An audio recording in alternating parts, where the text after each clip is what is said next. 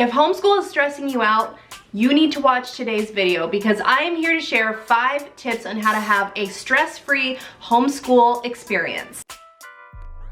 My name is Gabby and I have been homeschooling my oldest daughter, who's almost 6, since September of 2018. And since then I've learned a little bit about how to maintain a stress-free homeschool environment, and I want to share that with you because you may be homeschooling right now, maybe not by your choosing, or maybe you're interested in homeschool, and I want to help you out with a few of the things that I've learned along the way. So tip number 5 is to not stress about having the perfect homeschool setup. Your homeschool setup does not have to look like the classroom environment. It doesn't have to be perfect. You don't have to have student desks. You don't have to have a perfect little reading corner or reading nook. You don't have to have a chalkboard. You don't have to have a whiteboard. You don't have to have all of the things in order to homeschool. When we first started homeschooling, we did it at our dining room table, in our dining room.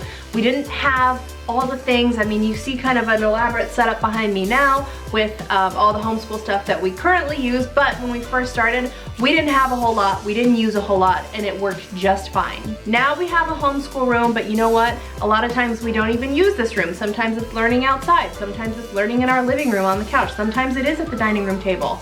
Wherever you can homeschool is gonna be what's best. Tip number 4, don't make homeschool a chore. Education, teaching, learning should not feel like a ball and chain. So you have to reflect the positive attitude that you want your kiddo to have about homeschool. So if you are waking up and you are in the Valley of Grump, which is a story that we've just read in Homeschool not too long ago, so it's like fresh in my mind, and I realized that was just such a mom thing to say, Valley of Grump, but it's true. If you show up to homeschool or virtual learning or however you're teaching your kiddo right now and you are so grumpy, what kind of attitude do you think that they're going to have? You gotta show up in the way that you want your kid to show up and the way that you want your kid to feel about education. So remember that. Tip number 3 is to not feel like you have to make your own curriculum. There is a reason that there is flip and go curriculum readily available. All you have to do is order it online. Sometimes you can even download it for free. Don't be afraid to use flip and go curriculum. That is what I use and I love it. I am not a teacher by nature, but flip and go curriculum has made it so easy for me to teach my daughter. We walk into the homeschool room. Sometimes I'll look like the night before to see if there's anything that I need to prepare, but we usually walk in the homeschool room. I open my curriculum book and just go from there and teach what is laid out for me, and that makes it super easy. Also along those lines, do not be afraid to utilize online resources. I particularly love ABC Mouse, Khan Academy, and Reading Eggs, but there are so many different resources that you can use to help make things fun, easy, and just smooth in your homeschool day. Tip number 2 is to have a routine, but don't set that routine in stone. One of the beautiful things about homeschool is that you can be as flexible as you want. For me personally, I'm a type A personality. I like a little bit of structure. I like to know kind of when our day is going to start as far as homeschool is concerned, but if something comes up and we've got to move things around, that's okay too.